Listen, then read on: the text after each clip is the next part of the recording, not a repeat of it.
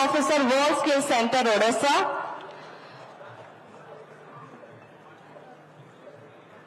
Dr. Rashes Ella, Chief Development Officer, Bharat Biotech. Mr. P.L. Harnad, IRTS Chairperson, Paradip Port Authority, everyone. Please give a thundering round of applause. Sir, we welcome you. It's nice to see you after good weather here as a befitting panelist. One more.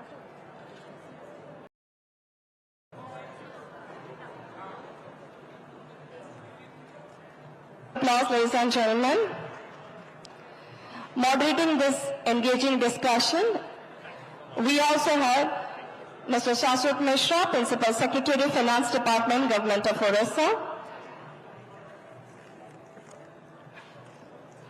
Okay.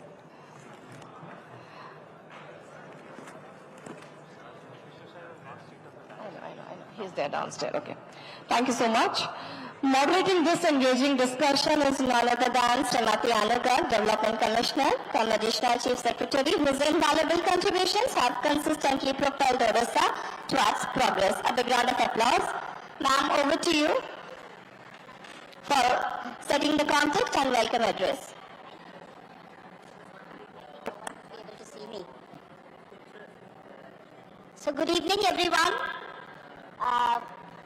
Chairman of today's session, the Deputy Chief Minister of Odisha, all my colleagues, experts in their respective fields, on the dais, off the dais, members of the diaspora, ladies and gentlemen. First of all, welcome to our beautiful state and this lovely temple city of Bhubaneswar. This particular session on Viksit Odisha, the road ahead, basically a vision for Odisha, could not have come at a better time. Actually, the state is now working on a vision document for 2047, what Odisha will look like after 22 years. But before that, we have another important milestone in 2036, when Odisha turns 100.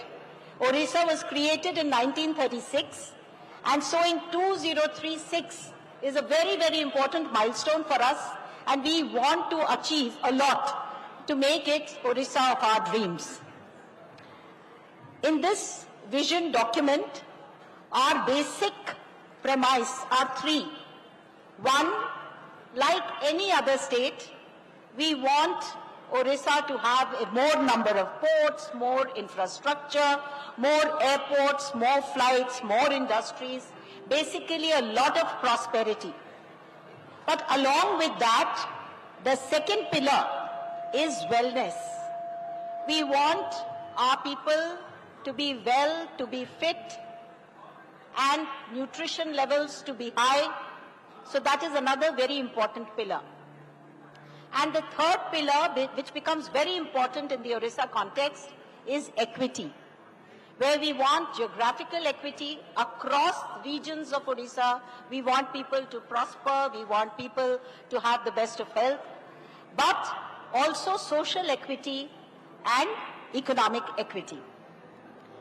The cross-cutting themes in this vision document that we will be coming out with, apart from special chapters on industrialization, on corridors, on how we want to use urbanization as the engine of growth, we also have some cross-cutting themes.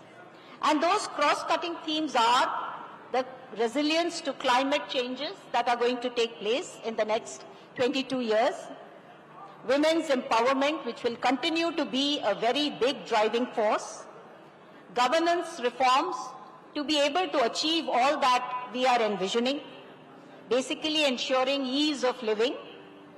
And another very important thing for us is how we will engage with the community, how the community will contribute to this vision.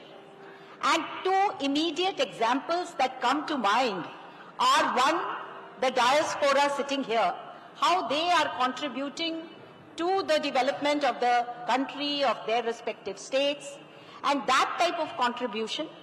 And the other is that when we were making this document, we started a portal which was open to all the citizens, all the Odias and all others who have love for Odisha in their hearts, and we got 3,22,000 responses to contribute to this document that we are making. So we want more and more engagement from the citizens, so that will be another very, very important part of our vision for Odisha.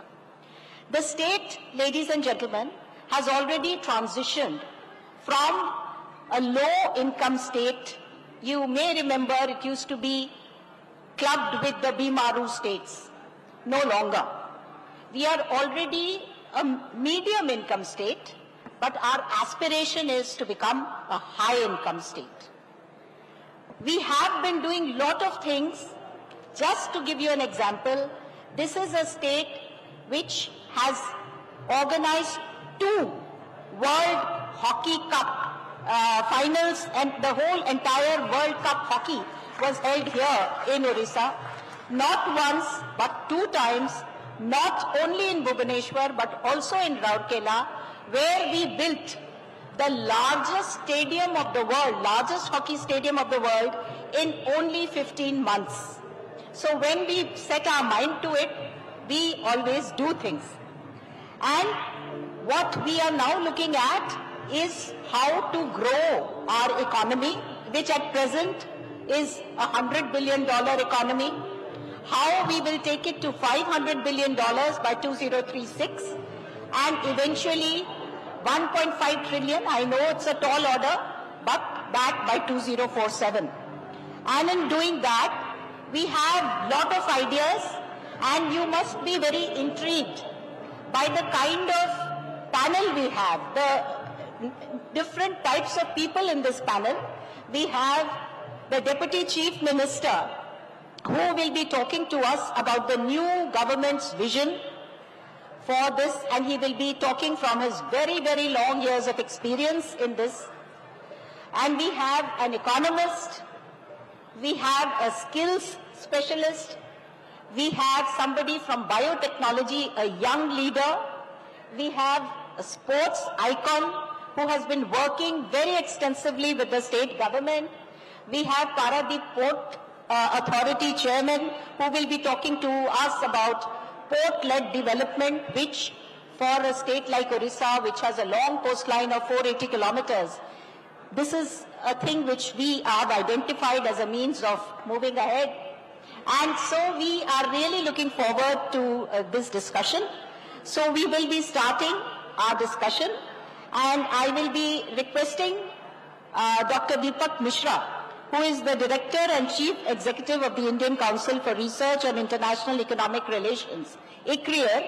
He is incidentally born in Odisha, and we will be requesting Dr. Mishra to tell us how the state economy can be taken further. Thank you.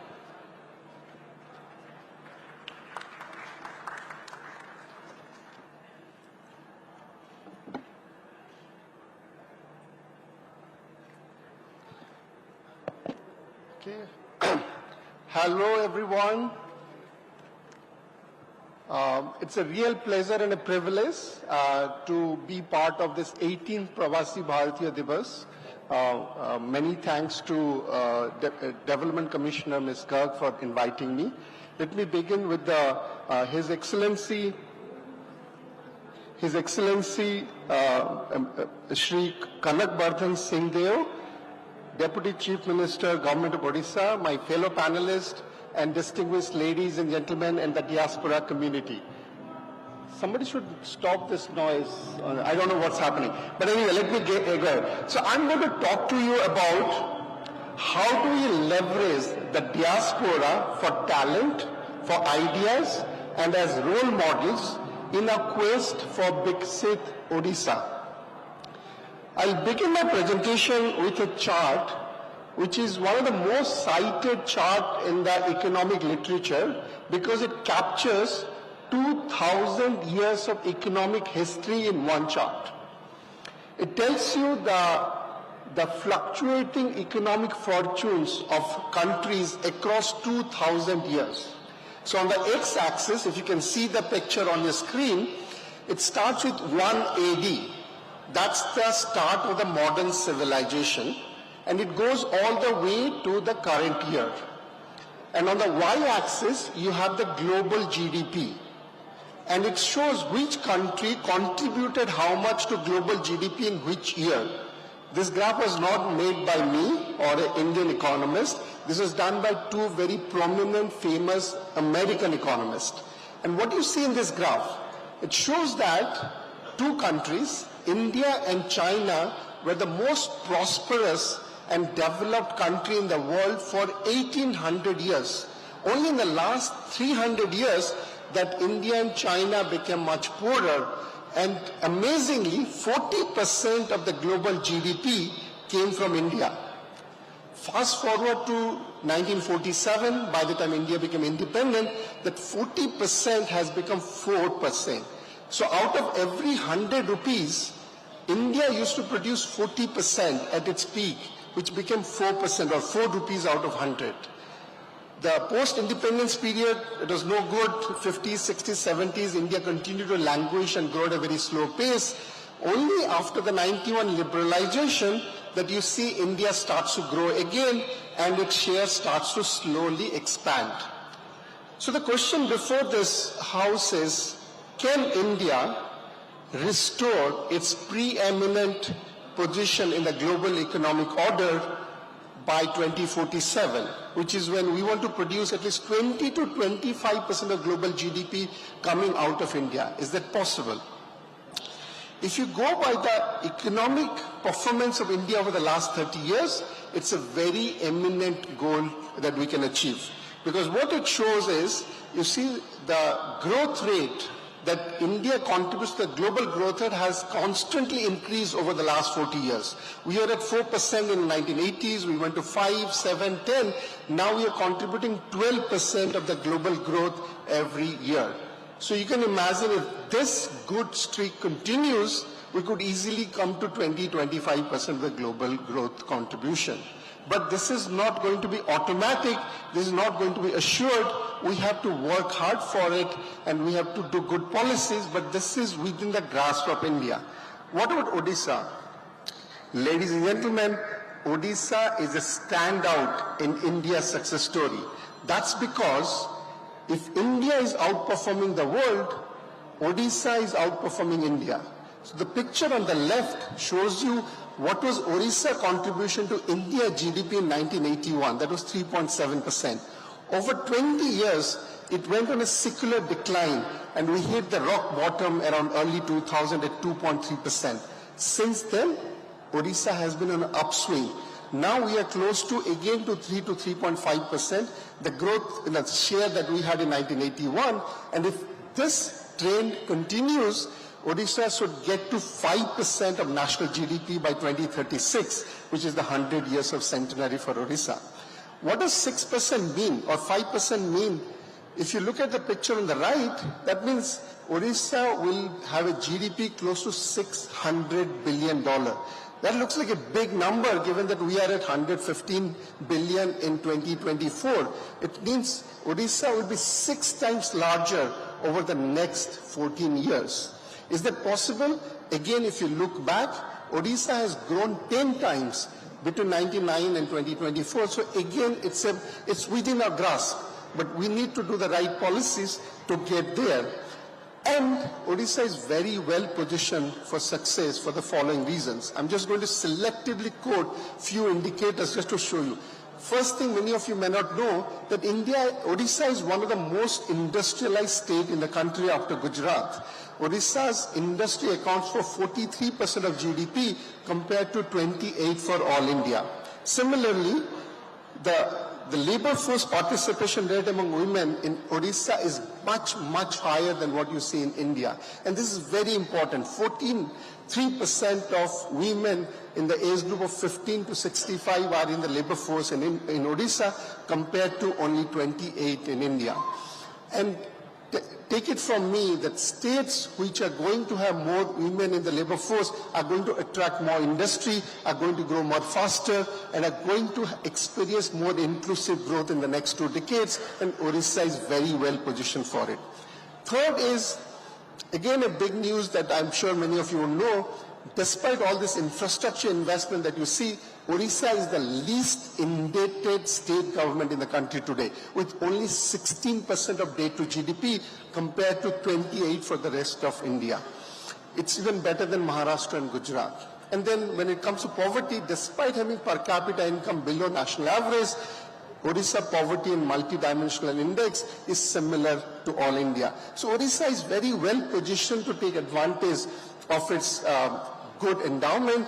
But is this enough? Can these things catapult Odisha to $600 billion economy in 2036? Ladies and gentlemen, my view is not. Why not? So what else Odisha needs to do? I could give you a lot more numbers and equations and graphs and data to tell that. Instead, I'll give you 3 stories. What should Odisha needs to do to get to its aspiration? And I'll end up with one suggestion. The first story is the economic history that I studied when I went to school in Odisha. So most economic history book in Odisha in the 1970s started this very dramatic statement saying Odisha is rich, but its people are poor. That was the narrative that I grew up going to the school and listening to my teachers. Fast forward to 2020 or current years, Odisas are no more poor. In fact, Odisas are very powerful. They're smart, they're intelligent, they're taking over, India and the rest of the world. And this is just a few diaspora from Odisha who are in corridors of power in Delhi. But imagine the rich diaspora, the network, the smart diasporas of India who are scattered across the whole world. And out of that, many Odias are doing extremely well. Whether you go to Middle East, you go to North America, you'll be very surprised to see the vibrant Odia community over there. So the first idea I want to leave it with, how do we leverage diaspora for the talent? The second story comes from Vietnam. So the second story comes from Vietnam. I was a country economist for the World Bank posted in Hanoi office. So one day I got a call from a People's Committee, thank you so much, People's Committee chairman from a province called Thanh Hoa. And Thanh Hoa is a small, tiny province in Vietnam. Vietnam has 62 provinces. So it's like a small district in Odisha. Think of Baleswar. So this Thanh Hoa People's Committee chair, which is like the equivalent to, district collector or the chief minister of that state, calls and says, can you come to my office? I want to have an important discussion with you. I showed up in his office, which is about 100 kilometers from Hanoi, and he said, look, last month, the national government had authorized to set up a refinery in Thanh Hoa. And I want to understand the economics of refinery, and I want you to help me to set up a study tour to Jamnagar in Gujarat. I was just, taken aback that how did he know about Jamnagar in Gujarat? And on the way he said, by the way, I also heard that they have a very dynamic chief minister. Can you set up a meeting with me so that I can learn from him? I mean, imagine a district collector in a small district in Baleswar having the knowledge about which is the place which is the best refinery in the world. How do I learn the economics of refinery so that I can prepare my state for it? So he wanted to know the upstream activities of the refinery, the downstream activities, the people kind of thing they have to do, the land they have to acquire, the new things that they can create with the refineries. All those things he wanted to know, and he had done his homework to know that he wanted to come to Jamnagar. And he said, because you're an Indian, you have connections, so I'm asking you to help me to set this up. That study tour did happen by the time I had left Vietnam, but just to give you that how much in East Asia people start to think about collecting good ideas, and here the diaspora can be a big platform for Odisha policymakers to seek good ideas from the rest of the world. My third story comes from what I call Making Millions journey from Mayurbhanj to Maryland and back. And this is a very personal story. I was born in a place called Bethnoti in Mayurbhanj district. Until very recently, I did not know that almost all my formative years was spent around a national park called Simlipal. Some of you obviously in Odisha, they know. But the diasporas who don't know about Simlipal, you should certainly visit it. It's a terrific place. But what is funny was, for first 12 years of my life, I was born in Bethnoti. I was studying in Rairangpur, Jassipur, Biswai. These were my first 12 years of my life. And with me, there are hundreds and thousands of friends and students and family members who all studied there. And what was holding many of us back, as I look back, was our ambition.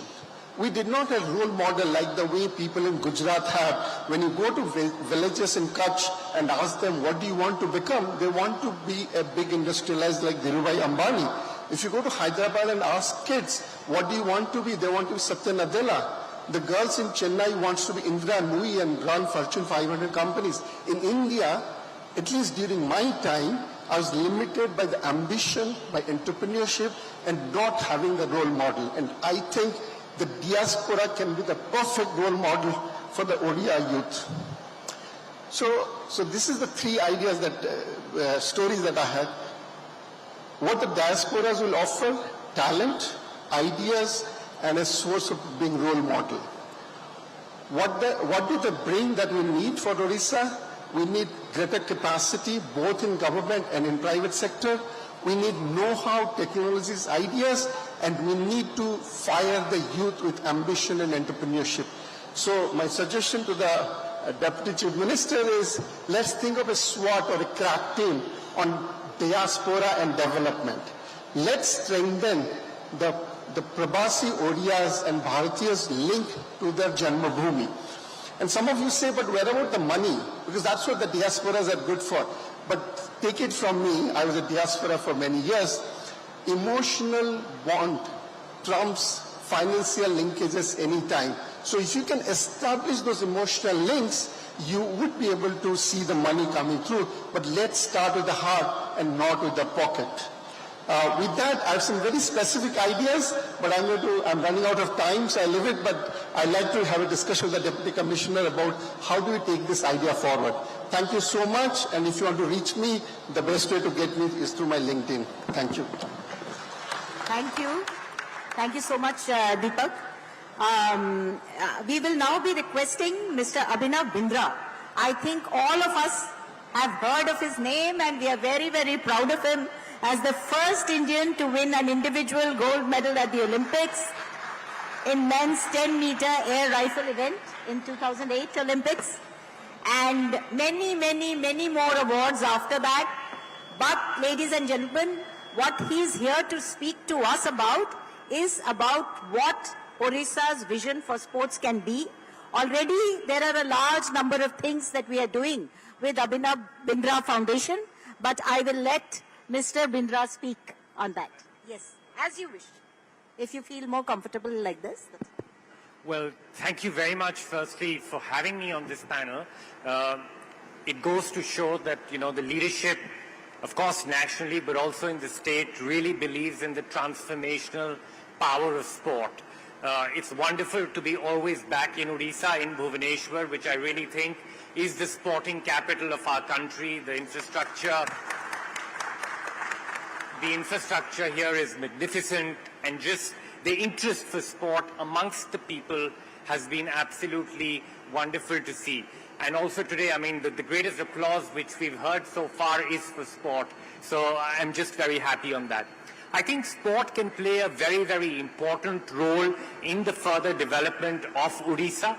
I think Odisha has done very, very well to develop sport at the elite level, to give the youth of Odisha a lot of chances to become elite athletes. But going forward, I envision how sport can contribute in a larger way. I think sport can contribute to many, many areas in the vision document, ma'am, what you had just talked about. And I'd like to talk about a few elements on how sport can be play a very important role. I'll start with health. I think It is absolutely critical to make Odisha a healthy state. The people of Odisha have to be physically healthy, they have to be mentally healthy. And for that, I think sport can play a very, very important role. Physical inactivity levels are at all-time high, and that is something with the younger generation, with the youth, we're just seeing a very physically inactive generation. So here sport can really, really play a very meaningful role to make young kids get involved in sport, not just for winning in sport, not just for the glory of becoming champions, but just playing sport for the sheer joy of playing sport, for becoming healthier people, both physically and mentally. Physical inactivity is going to give rise to a larger number of non-communicable diseases, so the role of sport there can be absolutely massive. I'll talk about education. The role of sport is going to play a very, very important role, and we are already doing quite interesting work through the Olympic Values Education Program. What we'll see in the course of the next 10, 12 years is that there is going to be massive disruption also in education through artificial intelligence. We're already seeing that come through. But what AI will never be able to achieve is instill and imbibe values into young kids. And the role of sport there is going to be absolutely immense. There is no better activity than sport to build character in young people. Sport teaches us a thing or two about winning, but it also teaches us how to fail. It teaches us resilience. It teaches us teamwork and all the wonderful things that sport teaches us, and the values that young people can imbibe through sport will be invaluable life lessons to the young kids of this state. You talked about equality. I'll talk about something called gender equality. Through our programs in Odisha, we've managed to get many young girls to play sport, to just play sport for the sheer joy of playing sport. Many of them will become champions, most of them won't. But they will become a more confident people. They'll become more confident in whatever they want to do in life. So I think sport has the power to break a lot of glass ceilings. I'll give you a very small story and a very interesting story. When we started the Olympic Values Education Program here in Odisha, we noticed that girls in physical education classes in school would not venture out to play in classes, in those sports classes. So what we did was we changed the rules of the game and we made all our events mixed team in nature. So the girls were forced out to the playgrounds. Of course, the boys were a little bit grumpy the first week, but after the first week, they realized that the girls were really good. And one of the most beautiful things that happened was we recently did a sports tournament for these OVEP schools, 100 OVEP schools, and we did a football tournament, and you'll be surprised and happy to know that 64 of those 100 schools had girls leading those mixed teams. And it was most of the boys who actually made girls the captains. So sport really has that power to break glass ceilings, to bring in that role of equality. So sport there can play a very important role. About economy, I think, of course, hosting events, it attracts tourism, it attracts investment, and it can play a very important role in economy. But I'll go back to my earlier point that I was trying to make. We're also going to try and make Odisha and, of course, India a global workforce. But this global workforce also has to be a productive workforce. And they have to be a healthy workforce. And the role that sport can play there is going to be very, very meaningful. So just to end, I'd just like to say that there's great work happening in sport in Odisha.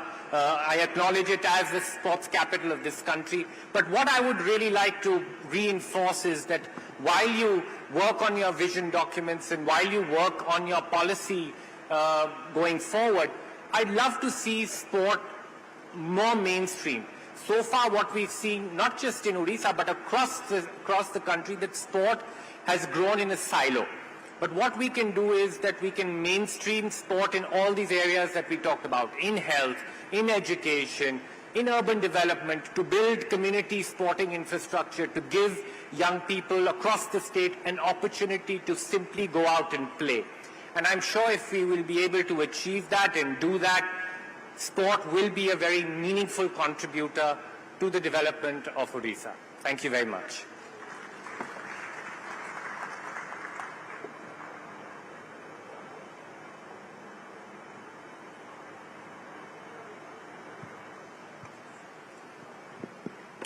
So thank you.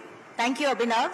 Actually, some time back when I had gone to a district, very remote district of Malkangiri, so there in a tribal hostel for girls, I asked those girls, if there's one thing that you would want to ask me as a state government representative that you want to have very desperately, I thought they will say we want a television or we want a library or we want this or that, but they said we want to play hockey.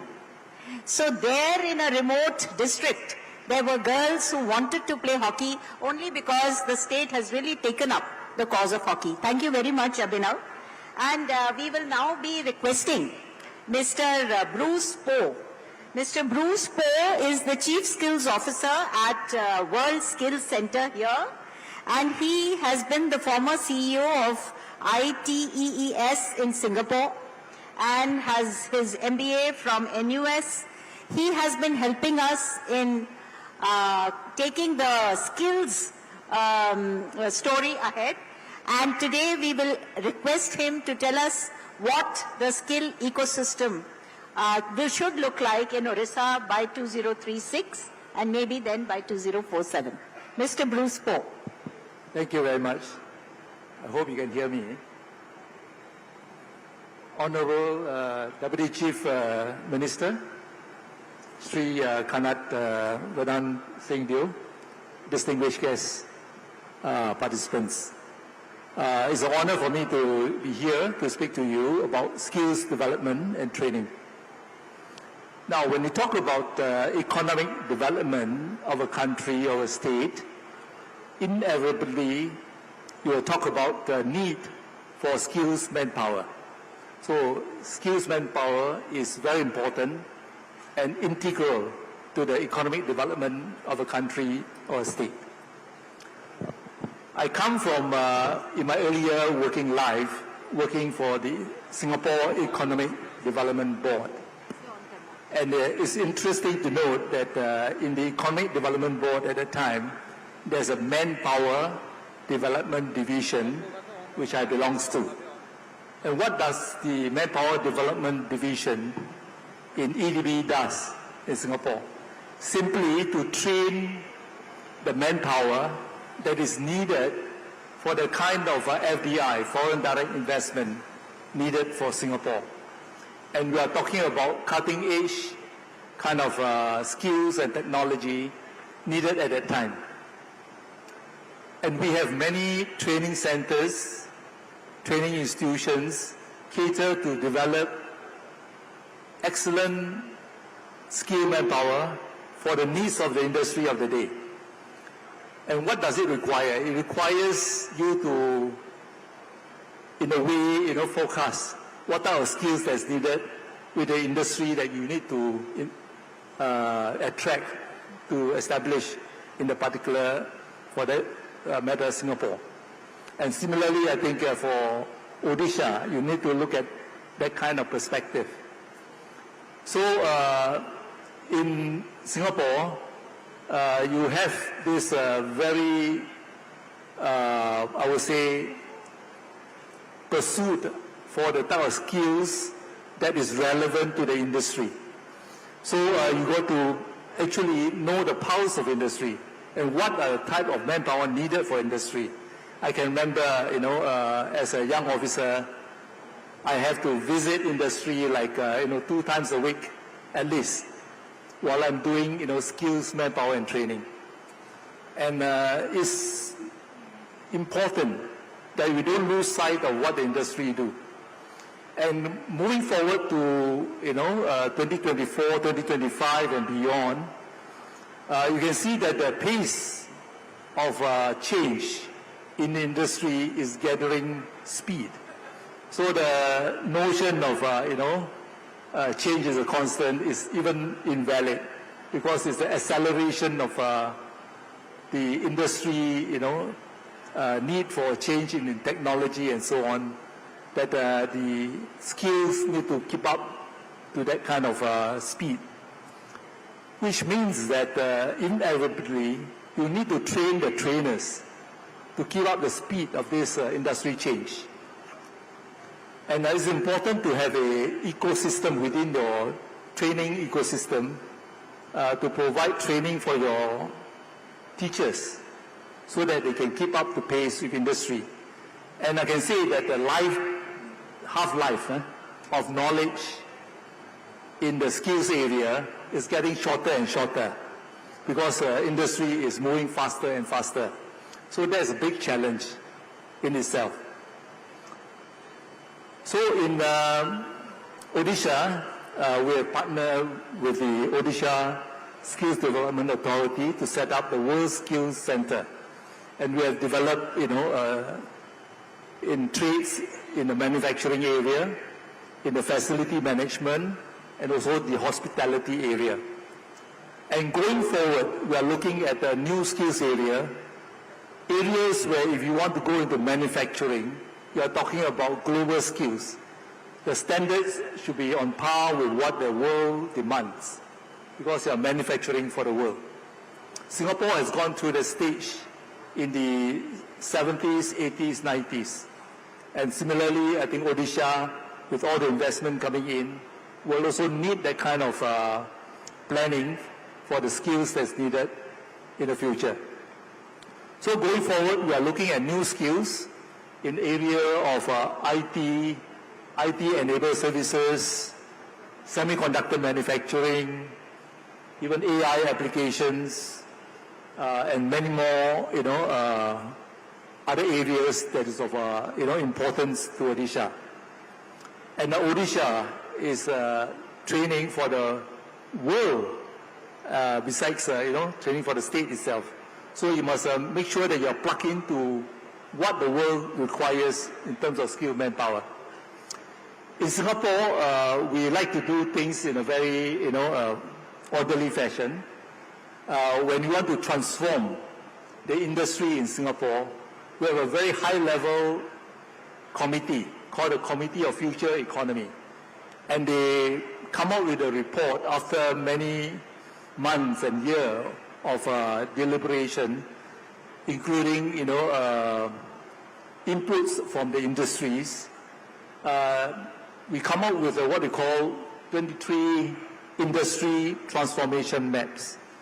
And each sector of the industry is targeted and what is needed to transform the industry itself so that you can keep pace with what are the changes in the world and maybe keep in the forefront of that particular sector.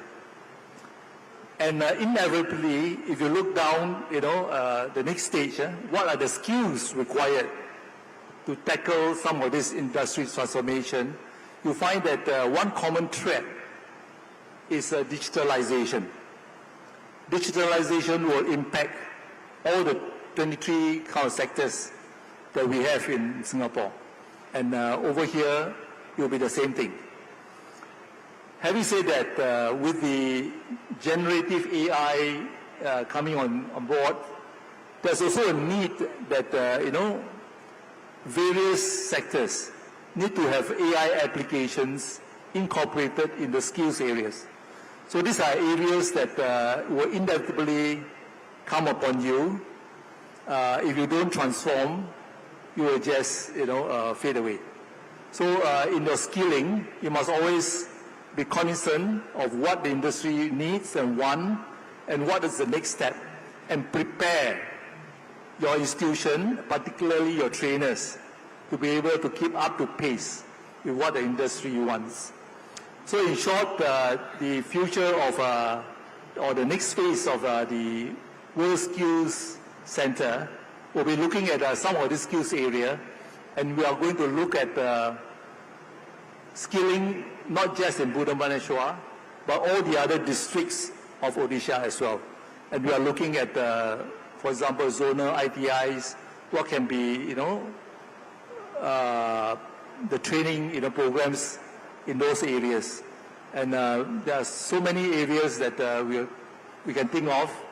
And eventually, it's the youth that will be benefiting from this.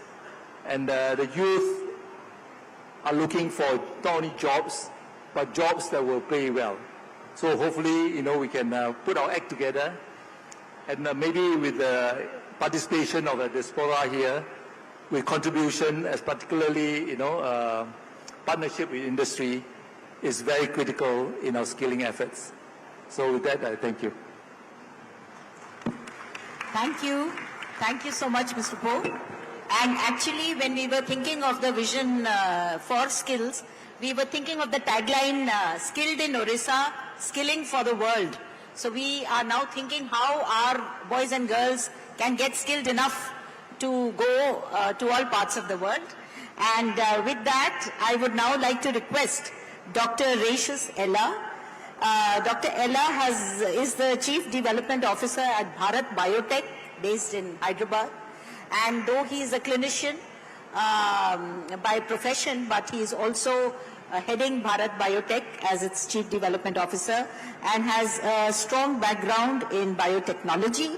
And that is something on which we would like him to speak, how we can grow in this specialized area of biotechnology.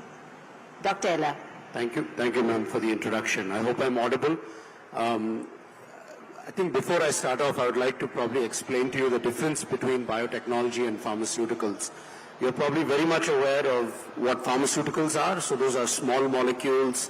Those are tablets that you take or injectables that you take, which are very small molecules.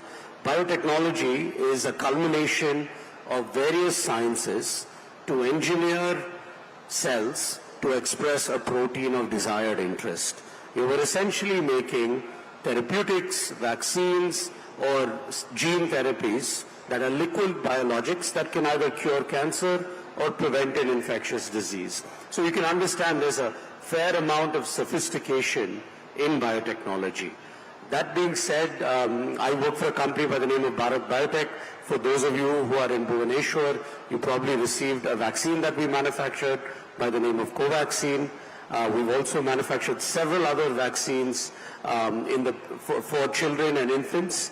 Approximately 1 out of 3 children born in this world receive a vaccine manufactured at our 3 facilities in Hyderabad, Gujarat, and Bhubaneswar as well. We're recently commissioning our flagship manufacturing facility here, north of Daspur, in an 8-acre facility that I'll be talking to you a little bit more about. And our philosophy, at least in the biotech sector, at least for Bharat, our vision is to develop global south solutions for global south diseases. In the pandemic or in other circumstances when you have outbreaks, you really can't rely on multinationals to come and service a country the size of India. It's very important for India to be self-reliant and also Odisha to be self-reliant as well. And with that vision, we decided to venture into this space of vaccines and to innovate in this world as well. We're the first developers of a few novel vaccines that is based on our own intellectual property and based on our own clinical data as well. These vaccines do take anywhere between 5 years to 15 years to come to fruition, and we've been doing that successfully well. And I think through our interactions with the state of Odisha, they've been extremely long vision. I would say that their vision is primarily to foster an industry of biotechnology in Odisha, not a pharmaceutical industry, but primarily a biotechnology industry, which is even more, which actually I'll have to go to Dr. Poe to get some advice on skill training. But the new policies from the state, the Science and Technology Department are extremely encouraging. For those of you who are in the life sciences and biotechnology sector, I encourage you to produce those documents. Some of the subsidies, some of the capex investments are extremely lucrative to attract talent and also foster such innovation and investments as well.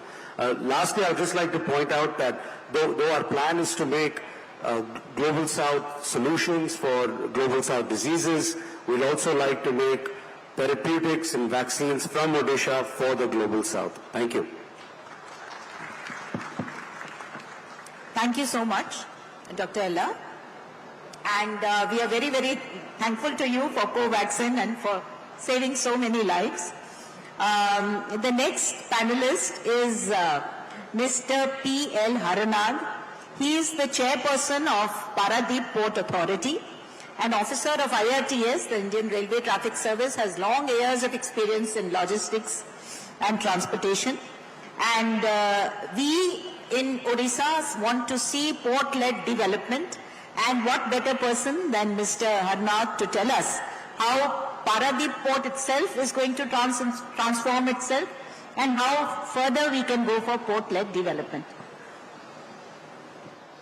Honorable Deputy Chief Minister of Odisha, Honorable Madam, the Developmental Commissioner, the esteemed co-panelists, and the erudite audience, good evening to all of you. As you all know that the Indian economy is rapidly progressing. It is going to touch 7 trillion economy mark by 2030 and more than 30 trillion economy mark by 2047 under the leadership of our Honorable Prime Minister Sri Narendramodi ji. Normally, the Indian ports growth rate versus the GDP growth rate is normally in the range of 1.1x to 1.5x. That means if the GDP grows at 1, then normally 1.1 rate the Indian ports grow. Even if you consider that the port growth is 1x of the GDP growth, the current volumes which are handling at the Indian ports today is 1600, less than 1600, 1540 million tons, will go up to 2400 million tons by 2030. That means in a span of about 6 years, we are required to handle about more than 800 million tons at our ports. So the need of the hour is to expand the capacity so that the real potential of this EXIM traffic will be realized by the Indian economy. Honorable Prime Minister Narendra Modi ji has announced a maritime vision he has unveiled at Mumbai last year.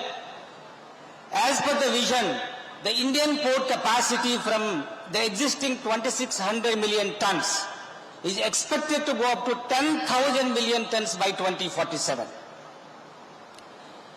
Coming to Odisha, Odisha is a state which is mineral rich, known for its highest level of ease of doing business and facilitation to the investments and low power tariffs and all that. We have 3 ports in Odisha as on date. The Paradip is the major port and Dhamra and Gopalpur are the non-major ports.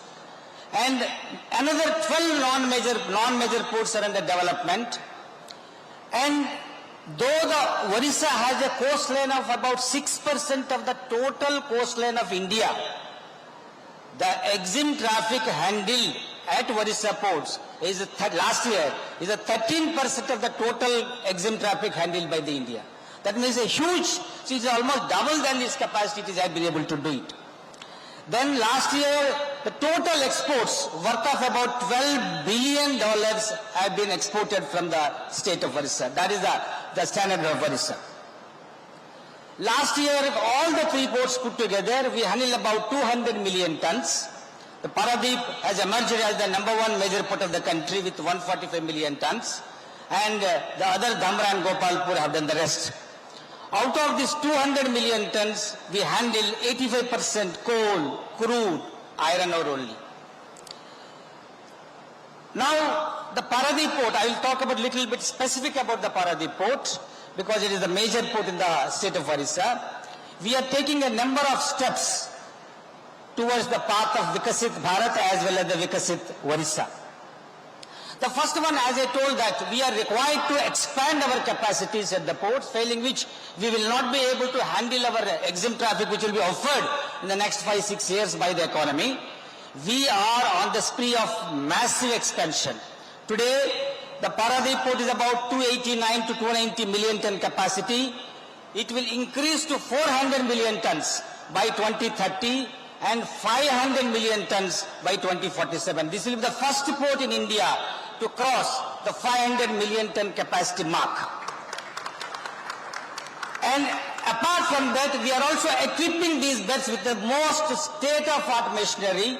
Today, the Paradip port is the port with the highest productivity among all the Indian ports. We handle more than 33,000 tons per vessel per day, which is highest. We want to take it to 50,000 tons, so we want to put the most state-of-art of machinery at all the berths.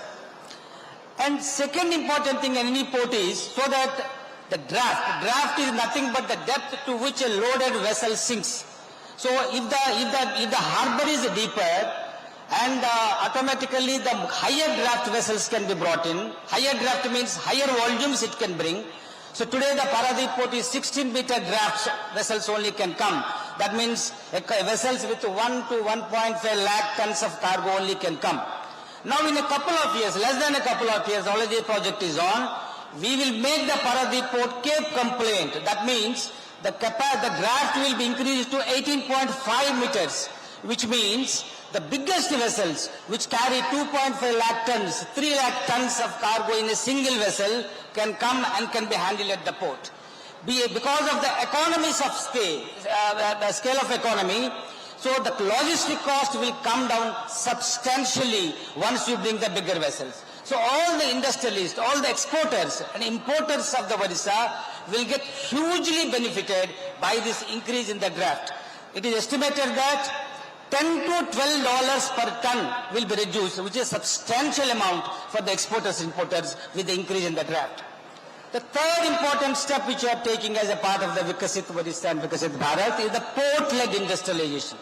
Now, gone are the days when we used to keep, earlier what we were doing, we were developing the ports closer to the industrial area.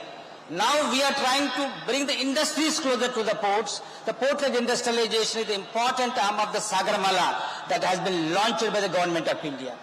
As a part of the Sagarmala program, already we have allotted almost 5-6 players, almost 800 acres of our limited land has been allotted to tank farms, to pellet plants, to multimodal logistic farms, for CFSs, to cater the container traffic.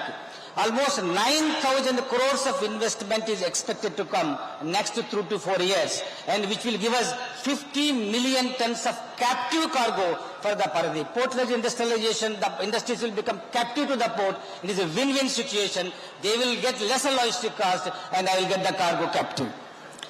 The fourth important step which we are taking is the cargo diversification. Traditionally, the ports of Odisha were concentrating on coal, iron ore and crude. These are the only 3 cargoes which constitutes 85 to 95% of the port traffic.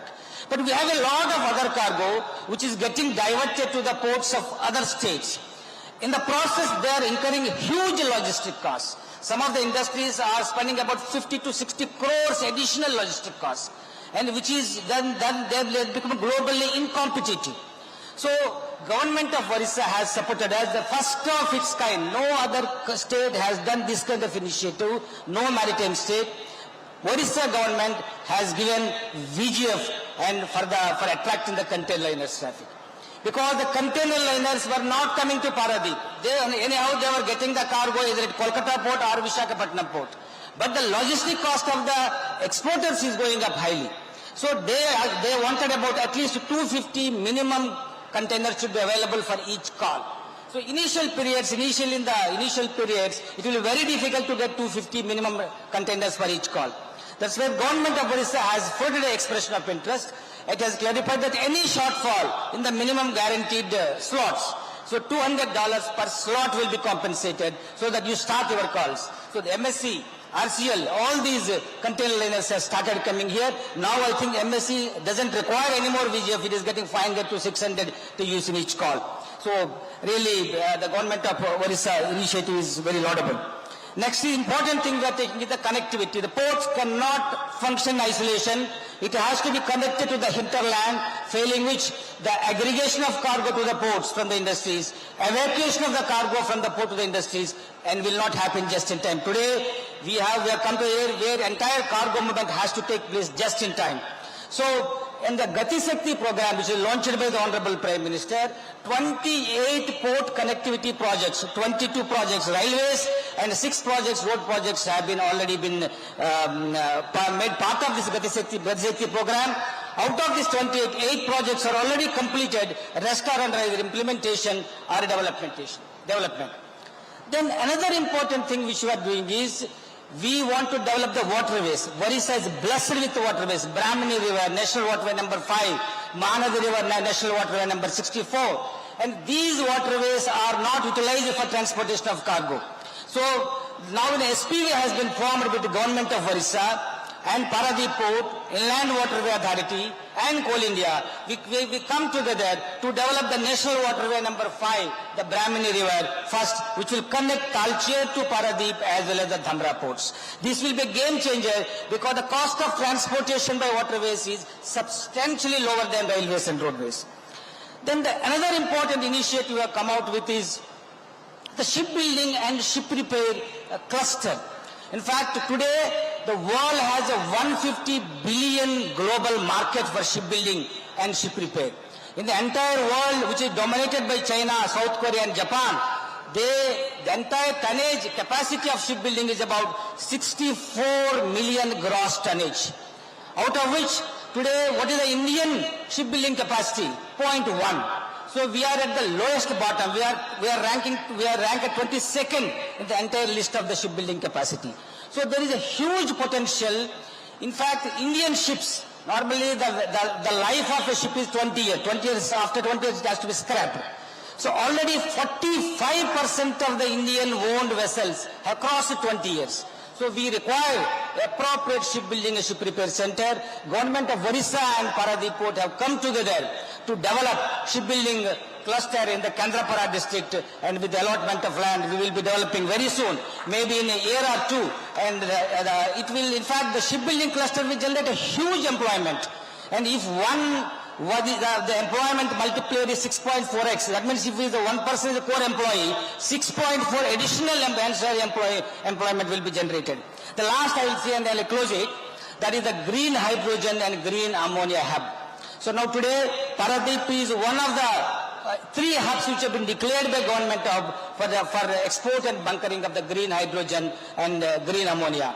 Here also I must thank the government of Odisha, which has come forward to allot land for the green hydrogen and green ammonia producers closer to the Paradip port, where they will produce and they will handle for export and bunkering purposes to Paradip port. Paradip port is coming out with an exclusive and green hydrogen, green ammonia berth. So with these things I will just close, and the Paradip, which will continue to play the pivotal role in the growth of the economy and the Vikasit Odisha's concept.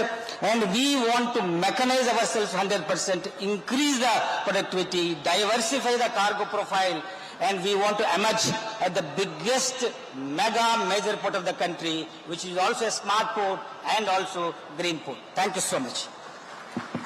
Thank you so much, Mr. Arnad. And this is for Paradip only, and we are planning so many big things for the other ports as well. May I now request Honorable Deputy Chief Minister of Odisha, Mr. K.D. Singh Deo, to deliver the address.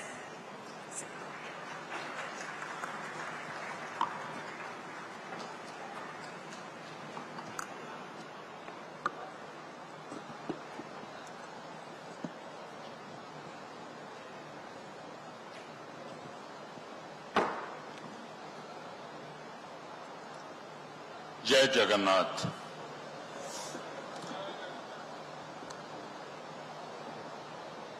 Development Commissioner, Additional Chief Secretary Odisha, Mrs. Annu Garg, distinguished panelists, Dr. Deepak Mishra, Director and CEO, Indian Council for Research on International Economic Relations, Mr. Abhinav Bindra, Padam Bhushan, Olympic gold medalist, founder of Abhinav Bindra Foundation, Mr. Bruce Poe, Chief Skill Officer, World Skill Center, Odisha, Dr. Richa Sela, Chief Development Officer, Bharat Biotech, Mr. P.L. Arnad, Chairperson, Paradip Port Authority, all the dignitaries of the dais and our beloved diaspora. First and foremost, on behalf of the government of Odisha, I would like to welcome all of you to the land of Lord Jagannath and participating in this 3-day Viksit Odisha, the road ahead. I've been here since the morning and listening to all the panelists who have been on the dais earlier and the panelists here right now too. I couldn't agree more with Dr. Deepak Mishra when he pointed out that till 1999, the development or the graph of development in Odisha was minuscule. I would like to mention here that till 1999, there used to be something called a freight subsidy. And because of the freight subsidy, all the ore, Odisha, everybody's been speaking about the wealth of Odisha is in all the mineral ores that Odisha has. But we were allowing the ore to be taken out to Punjab, Haryana, all the foundries were there, but nobody was setting up base in Odisha. Even Tatas, they set up their industry in Jamshedpur, but they would take the ore from Odisha. It is when the freight subsidy was withdrawn in 1999, and when the government came out with the industrial policy resolution in 2001, we inserted a clause there that anybody who wants any form of ore from Odisha, they have to set up base in Odisha, and there started the development process in the state. Friends, Odisha has the longest coastline. Everybody's been talking about that. In the previous session, I was listening to Mr. Amitabh Kant. I was sitting at the back and hearing him. He was talking about the kind of development in the tourism sector that should take place. He was mentioning that people are not looking for five-star hotels. I agree wholeheartedly with him that people do not want five-star hotels. They need a clean room to sleep in, and they need a clean toilet and services, and they don't need European food to be served to them. They would be more than happy to consume your local cuisines.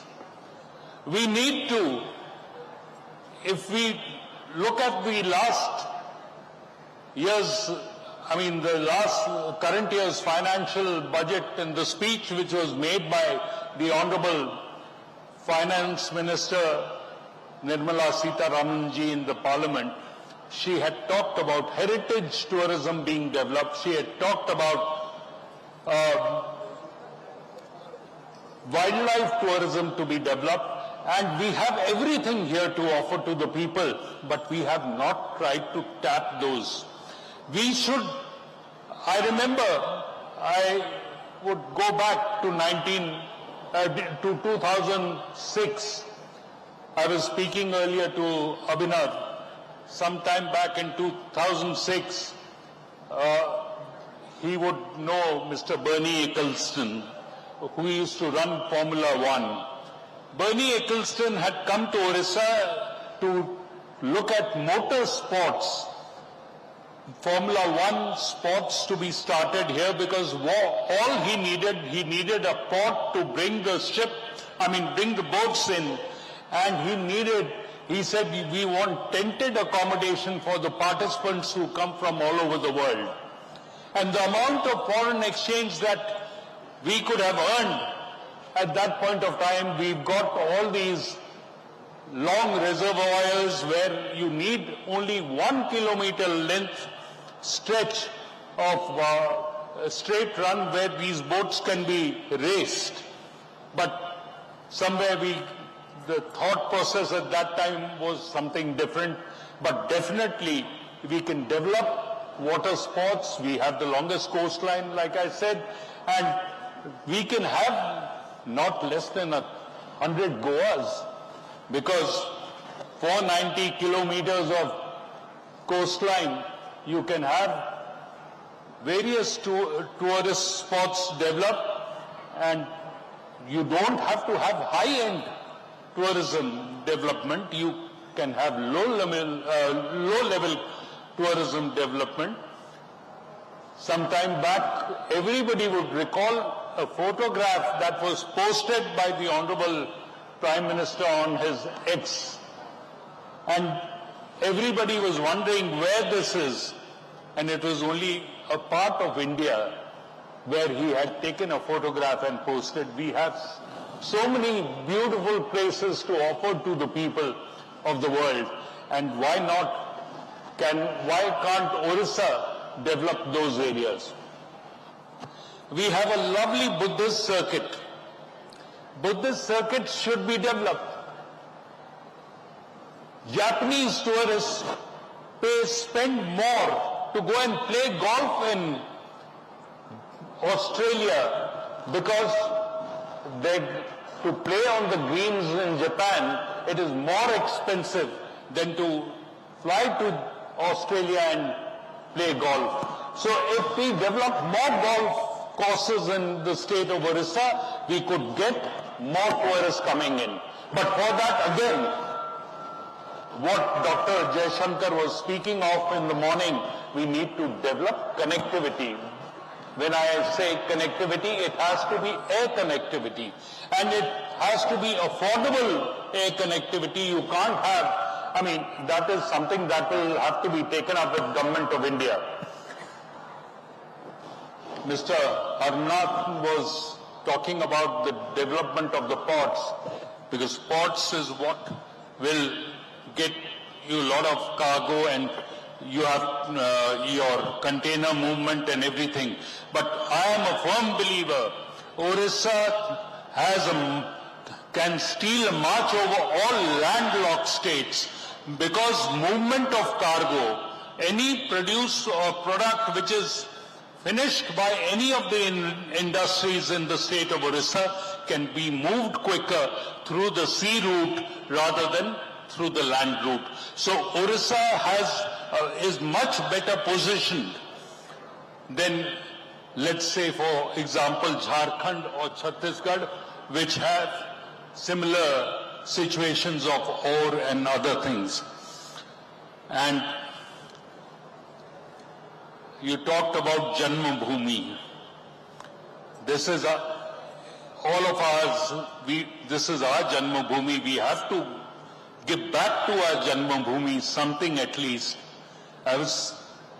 When Mr. Arnath was talking about Kendrapada and development of the port there, he is smiling, and I have a merchant Navy MLA also sitting in front. He is also very happy, because then his evacuation out would be also quicker. I would like to appeal to all of you in the audience, the entire diaspora who is here today for this 3-day conclave. Please look at Odisha. We are here. Government's job is not to set up industries. Government's job is not to create industries. Government's job is to create the infrastructure and environment for investments to come in, and we are here to facilitate each and every part of that. And I assure you on behalf, we have a very conducive bureaucracy also who will show you the right path and move the state ahead, because we want the state to grow along with you and your investment to grow, and we will handhold you in whatever way you require. The other issue that I need to point out here, my finance secretary is smiling from there. I would like to point out one thing here, that the cheapest electricity tariff that you can get today is in Odisha. Recently, Andhra Pradesh has come out with an energy policy. And I met some investors in Delhi during my last visit to Delhi, and they told me, all that they have promised is more Odisha centric. They can't give what they have promised. So we are not, we went to Chandrababuji's when he has called, so we did go there, but we are looking at Odisha seriously. Friends, the Prime Minister's vision of $5 billion economy by 2036 and $1.5 trillion dollar economy by 2047 is what we are working towards. We are also wanting to increase the per capita income to 28,000. We intend to create more than 12 million additional jobs in the manufacturing and service sector by 2047. Odisha, I have already mentioned, has all kinds of mineral ore available, and we are ranked number 1 as far as chromite, bauxite, iron ore and manganese ore is concerned. We have many big giants, industrial giants who have come and invested in Odisha, not because of any other thing, because we have a conducive work culture and we have adequate forces available to be employed and engaged by the industries. I would like to also mention here, our goal is to increase the contribution of our service sectors to over 49% of the economy by 2047 from the present 36%. To achieve this objective, we will set up a financial technology and knowledge fintech city in Bhubaneswar, state-of-the-art global capability center and a network of data centers in Odisha. We aim to make Odisha a leading chip design and manufacturing hub in India and contribute to the objectives of the India's semiconductor mission. By 2047, Odisha aims to increase its contribution to India's energy future by becoming one of the top 5 states for energy exports, serving as a supply hub for southern and eastern India. Friends, we also aim to achieve at least 33% green industrial power consumption, 50% green electrification and agricultural, and 100% digitization of power ecosystem. I would like to point out over here, we want to have organic farming in the state because organic farming gives us better health. I'm sure Mr. Mr. Rachel Ila will agree with me that we need to feed our people, our society, our people in the country organic food because that will keep our health, keep us healthier, and we will not have to, pardon me for saying this, you're setting up your unit here, but we would definitely want a healthier society. We don't want to be living on medicines only because health is something that we all need a good health system. In the earlier session, women-led development was being talked about. Abhinav has spoken about the sports infrastructure, and so has Anu spoken about the health, the sports infrastructure which has been developed in the state.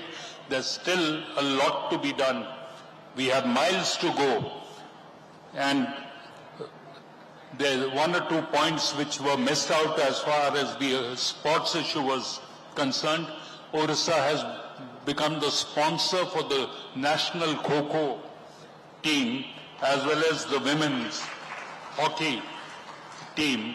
And I'm sure Kho-Kho is a sport which only needs 2 pillars, and you need the players, and it can be developed in each and every village of Odisha. And we would like people to be engaged in sporting activities, to be able to stay fit. I thank you all once again for being here amongst us in Odisha and wanting to be a part of the development of not only Odisha and the dream of the Honorable Prime Minister when he speaks about Purvodaya. India's development depends on the Purvodaya, meaning the Eastern India needs to develop to make Odisha Viksit, to make India Viksit, and with Viksit Bharat, Viksit Odisha. Thank you all once again. Jai Hind, Jai Bharat, Vande Utkal Janani. Thank you, sir. Thank you so much. Thank you so much. Thank you so much, sir. A big round of applause.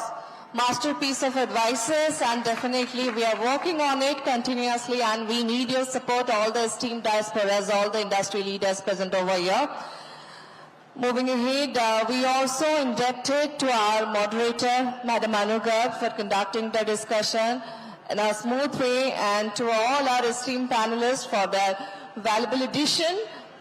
Ladies and gentlemen, time has arrived that we should be officially closing the third session. I would be requesting hereby Principal Secretary, Finance Department, Government of Odisha, Shri Shashwat Mishra, to please come and deliver the vote of thanks. Sir.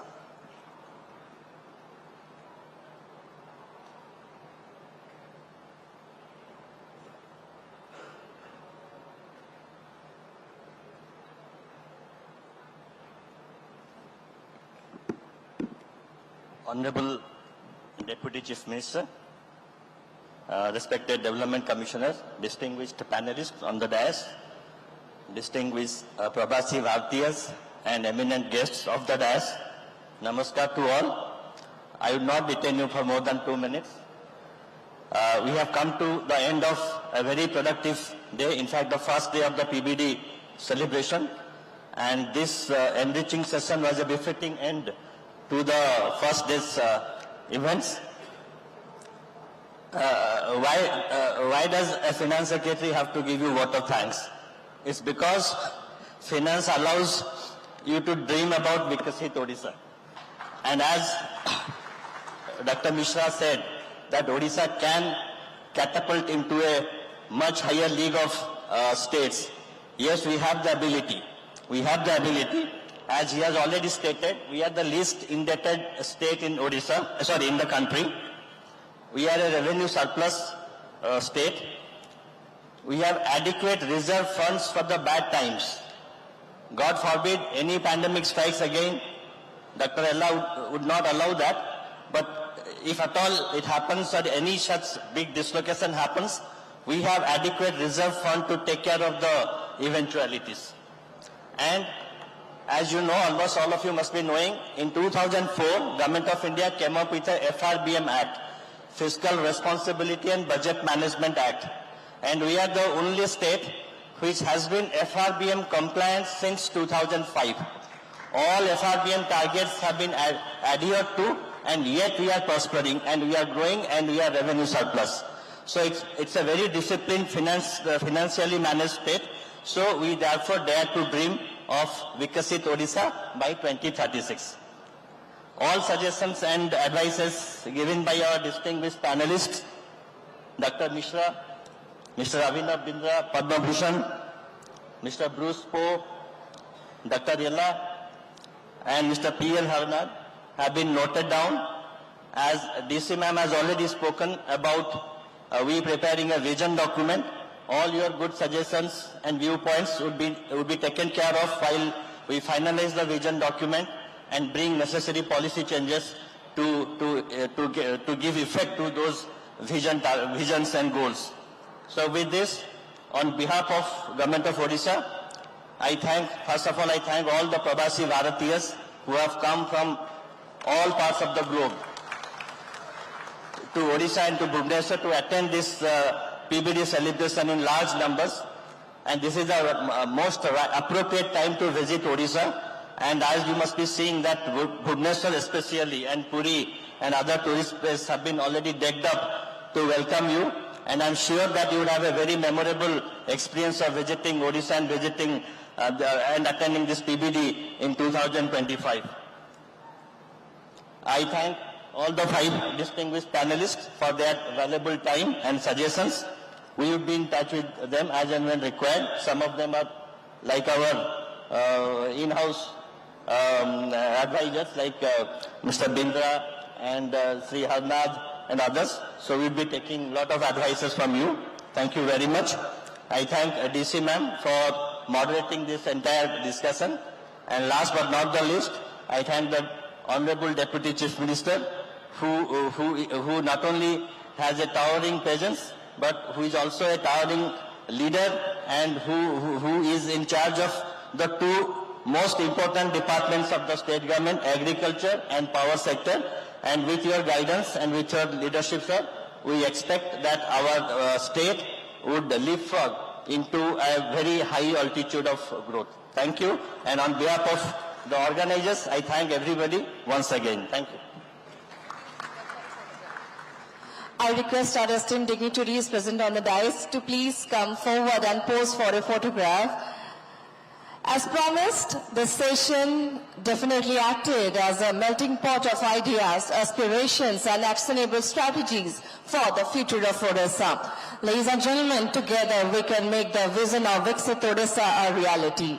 Let's continue this journey with hope, determination and collaboration. I would be requesting all of you to please enjoy the tea break and gear up, because in the evening we have amazing performance, the authentic representation of Odisha's tradition and culture in the form of Odissi dance and other, you can say, classical song sessions. So I would be requesting everyone to gear up for the evening cultural session. Once again, thanking all our esteemed dignitaries, panelists, Deputy CM, DC ma'am for your valuable addition to the 3rd and the last session of Day 1 PBD 2025. Once again, thanking all our vibrant diasporas and all the leaders for your participation. Please enjoy the tea break and gear up for cultural program. Thank you. Thank you, everyone.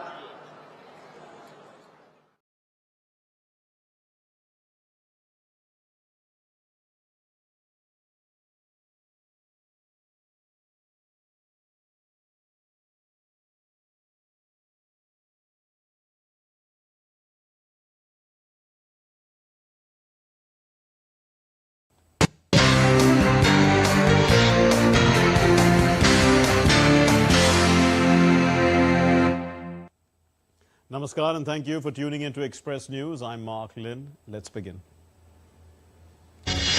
India's Prime Minister Narendra Modi inaugurated and laid the foundation stone of various railway projects on Monday in different parts of the country.